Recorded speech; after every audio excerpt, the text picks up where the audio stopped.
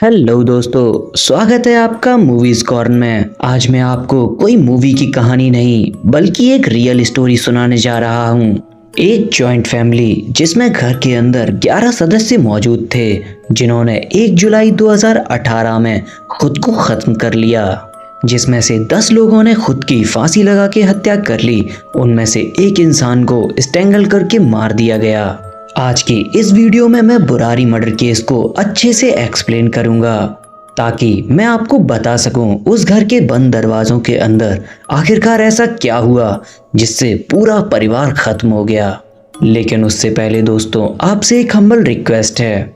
क्योंकि हमारा चैनल अभी नया है, तो मैं चाहता हूं कि आप प्लीज हमारे चैनल को सब्सक्राइब कर लें, जिससे मुझे थोड़ा मोटिवेशन मिले और मैं आपके लिए ऐसी वीडियोस लाता रहूं। साथ ही में इस वीडियो का हम टारगेट रखते हैं 20 लाइक और 20 कमेंट्स का। मुझे उम्मीद है कि आप लोग इस टारगेट को अचीव कर लेंगे। तो दोस्तों, ये घटना भाटिया फैमिली के साथ हुई, जिसमें 11 लोग मौजूद थे। ये परिवार नेटिवली राजस्थान के चित्तौड़गढ़ जिले से बिलोंग करता था, जो 20 साल पहले दिल्ली में रहने के लिए शिफ्ट हुए थे। इस परिवार की एल्डेस्ट मेंबर नारायण देवी थी, जिसकी उम्र 77 साल थी। इनके 3 बच्चे थे, जिसमें से 2 लड़के और 1 लड़की। बड़े बेटे का नाम भवनेश भाटिया, दूसरे बेटे का नाम ललित भाटिया, वहीं बेटी का नाम प्रतिभा था। नारायण देवी के सभी बच्चे मैरिड थे, इसीलिए नारायण देवी के पास 5 ग्रैंड चिल्ड्रंस भी थे, जिनके नाम हैं मेनका, नीतू, ध्रुव, शिवम, प्रियंका।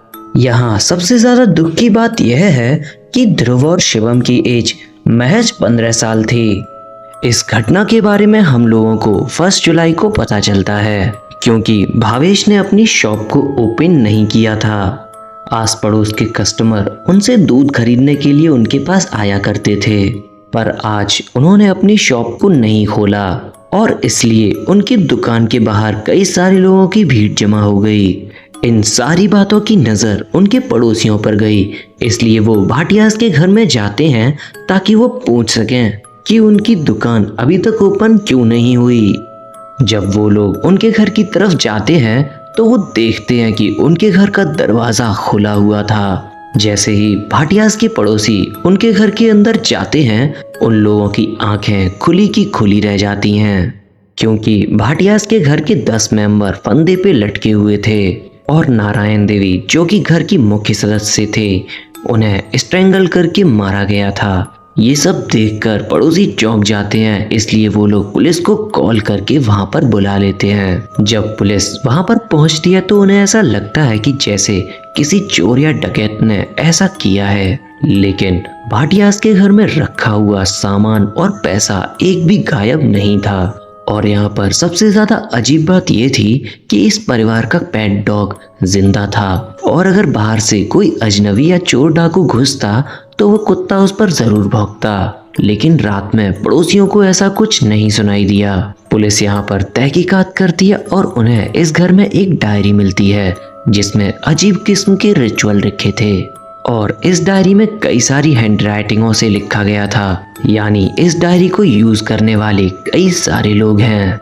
इस डायरी में लिखा था कि कैसे कोई इंसान अपना आंख और मुंह बंद करके डर पे जीत पा सकता है और इससे उन्हें मुक्ति मिल जाएगी।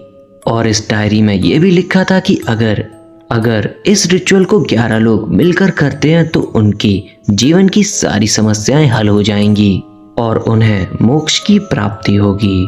और इस डायरी में कई सारी ऐसी बातें भी लिखी गई थी कि जिनको पढ़कर कोई भी इंसान अपने आप को त्याग देगा। और इस डायरी में बने हुए नोट्स उन्हें तरह तरह की रिचुअल करने पर विवश कर रहे थे।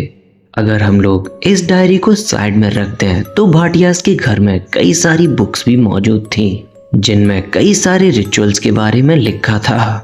जिसके बाद पुलिस ये मानने लग जाती है कि इस परिवार ने कई सारे रिचुअल्स को फॉलो किया है, और हो ना हो इन सभी ने खुद को त्याग दिया है, यानी खुद की आत्महत्या की है। इस चीज को पक्का करने के लिए पुलिस वालों ने अदर फैमिली मेंबर से भी पूछताछ की, जिससे उन्हें ये पता चला कि भाटियास का कोई भी दुश्मन नहीं था और ना ही इन लोगों के पास कोई चीज की कमी थी। लेकिन भाटियाज के आस पड़ोस के लोगों का ये मानना था कि हो सकता है ये एक मर्डर है, और इसलिए पुलिस वालों ने उनकी बॉडी को पोस्टमार्टम के लिए भेज दिया ताकि ये बताया जा सके कि सच में ये आत्महत्या है या फिर मर्डर। जिसके बाद पोस्टमार्टम की रिपोर्ट्स आती हैं जिसमें हमें बताया जाता है कि इन सभी लोगों ने सुसाइड की है क्योंकि इनकी बॉडी पर कोई भी मारपीट के निशान मौजूद नहीं थे और ना ही घर पे किसी और शख्स के फिंगरप्रिंट्स। पोस्टमार्टम की रिपोर्ट से हमें यह भी पता चलता है कि सबसे लेट जो शख्स मरा था वो थी नारायण देवी, और वो एकमात्र विक्टिम थी जिन्होंने खुद को फांसी नहीं लगाई थी बल्कि उनका शरीर जमीन पे पड़ा था। यहाँ पर दोस्तों पुलिस की रिपोर्ट और पोस्टमार्टम रिपोर्ट से हमें ये पता चल जाता है कि इस फैमिली ने आत्महत्या करके खुद की जान ले ली। लेकिन आज मैं आपको इस घटना के ऐसे पहलू के बारे में बताऊंगा जिसको जानकर आप दंग रह जाओगे। तो बुरारी केस को समझने के लिए मैं आपको लेके चलता हूँ इस कहानी के पहले हिस्से में, जिसकी शुरुआत हुई थी 2007 में। ये वो वक्त था जब नारायण देवी के हस्बैंड गोपाल दास की मृत्यु हो गई थी। गोपाल दास की मृत्यु होने के बाद उनका बेटा ललित भाटिया कुछ अजीबोगरीब हरकतें करने लगा था। उसका कहना था कि उसके अंदर अपने पिता की आत्मा आ जाती है, जिसके बाद वो अपने परिवार वालों को डिसिप्लिनरी लेसन देने लगता था। गोपाल दास की मौत के बाद उनके परिवार में थोड़ी सी फाइनेंशियल कंडीशन खराब हुई थी, लेकिन ललित ने आगे आकर उस प्रॉब्लम को सॉल्व किया। लेकिन यहाँ पर उसका कहना ये था कि उसकी इन सब में मदद करने वाले उसके पिता थे। गोपाल दास जी अपने प्राइम में इंडियन आर्मी को रिप्रेजेंट किया करते थे, और अब लोगों का कहना ये था कि ललित भी अपने पिता की तरह उठने बैठने लगा है, वो भी डिसिप्लिन के साथ। इस घटना के 6 साल बाद ललित के साथ एक दुर्घटना हुई। हुआ ये था कि ललित का एक प्लाईवुड का स्टोर था जिसमें ललित के ऊपर एक प्लाई गिर जाती है जिससे उसकी बोलने की शक्ति चली जाती है। भाटियाज ने ललित को सही कराने के लिए कई सारे डॉक्टर से भी पूछा, लेकिन डॉक्टरों का कहना यही था कि ललित अब शायद ही कभी बोल पाए। और इन बातों को सुनकर इस परिवार ने ललित का इलाज कराना ही बंद कर दिया। लेकिन कुछ महीनों बाद ललित अचानक से बोलने लग जाता है, और ये किसी चमत्कार से कम नहीं था। ललित बताता है कि पिछली रात सपने में गोपाल दास जी आए थे और उन्होंने उसकी आवाज को सही कर दिया। ये सारी बातें सुनकर कहीं ना कहीं परिवार वाले भी ललित की बातों से कन्विंस होने लग गए थे। वो रोज अपने परिवार को आंगन में सीधा खड़ा होने के लिए बोला करता था, क्योंकि उसका मानना ये था कि ये सब करके उनकी मेंटल स्ट्रेंथ स्ट्रांग होगी। और जब ललित की बहन प्रिया की शादी नहीं हो रही थी तो ललित ने अपने परिवार वालों से कहा कि एक केले के पेड़ की पूजा की जाए, और सरप्राइजिंगली ऐसा करते ही ललित की बहन एंगेजमेंट नोएडा में रह रहे एक शख्स से हो जाती है। और इस वजह से ललित के परिवार वाले ललित की बातों पर बहुत ज्यादा ही ध्यान देने लगे और उसकी बातों को अमल करने लगे। जिसके बाद ललित ने अपनी वाइफ टीना के साथ मिलकर घर के लोगों को कन्विंस किया ताकि वो घर पर एक ऐसा रिचुअल कर सके जिसकी मदद से वो लोग अपने पिताजी यानी गोपाल दास जी से मिल सकेंगे, जिसके बाद वो हमारा मार्गदर्शन करेंगे और हमें हमारी जिंदगी से मोक्ष दिलाएंगे। ललित बताता है कि हमें इस रिचुअल को करने के लिए हमें हमारे मुंह में एक कपड़ा डालना होगा, जिसके बाद एक रस्सी या चादर की मदद से खुद को फंदे पे लटकाना होगा। लेकिन ये करने से पहले हमें एक हवन करना होगा, और ये हवन 12 से 1 बजे के बीच में होगा। और ऐसा करने से जब हम लोग फंदे पे लटके होंगे तो हमारे पिताजी यानी गोपाल दास जी हमें बचाने के लिए आएंगे, क्योंकि वो हमें इस तकलीफ में नहीं देख पाएंगे और हमें आकर बचा लेंगे।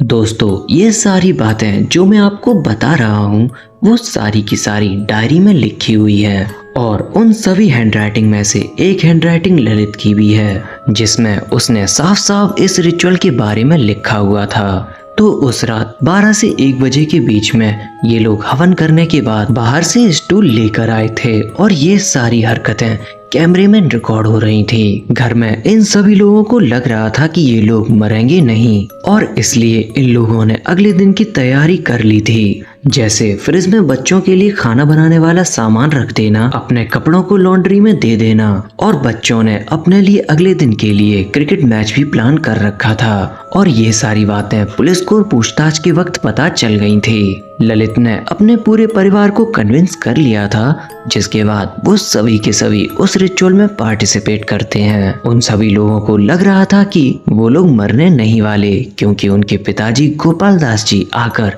उन्हें बचा लेंगे, पर ऐसा नहीं होता। और इस तरह से इस परिवार के 11 लोग एक ही तरह से अपनी जान गंवा दिए। लेकिन सवाल आज भी उठता है, क्योंकि ये परिवार पूरी तरह से एजुकेटेड था और इन लोगों को ऐसे रिचुअल के लिए हाँ करवाना काफी ज्यादा मुश्किल। तो ऐसी परिस्थिति में ऐसा कैसे हो सकता है कि एक पढ़ा लिखा शख्स खुद की जान ले सके? और इस जवाब के लिए मेरे पास 3 थ्योरीज हैं, जिसमें से पहली थ्योरी ये कहती है कि ललित कहीं ना कहीं मेंटली डिस्टर्ब था और उसे कहीं ना कहीं हेलुसिनेशन हुआ करते थे। लेकिन जब ललित की आवाज वापस आई तो परिवार वालों को लगने लगा कि कहीं ना कहीं ललित सच कह रहा है, और इसलिए उन सब ने ये रिचुअल परफॉर्म करने की सोची। वहीं दूसरी थ्योरी ये कहती है कि ललित को सच में उसके फादर दिखाई देते थे, जो उससे ऐसा करने के लिए कहा करते थे ताकि उनका परिवार उनके साथ रह सके, और इसलिए जो कुछ भी हो रहा था वो सब का सब गोपाल दास जी करवा रहे थे। और वहीं तीसरी थ्योरी ये कहती है कि इन लोगों का जिस जगह पे घर था वो पहले से ही हॉन्टेड थी, यानी भूतिया, क्योंकि पड़ोसियों का भी मानना था कि ये जगह श्रापित है। और जब ये लोग रहना शुरू कर दिए तो इन लोगों पर वो श्राप काम करना शुरू हो गया, और उस श्राप के चलते वो सभी के सभी मारे गए। तो दोस्तों, ये थी बुरारी मर्डर केस की पूरी कहानी, जो मैंने आज आपको एक्सप्लेन कर दी है। हम मिलेंगे आपसे ऐसी ही एक और वीडियो में, लेकिन तब तक अगर आपने हमारे चैनल को सब्सक्राइब नहीं किया है तो प्लीज कर दो, और हम मिलेंगे अगली वीडियो में। तब तक के लिए थैंक्स फॉर वॉचिंग।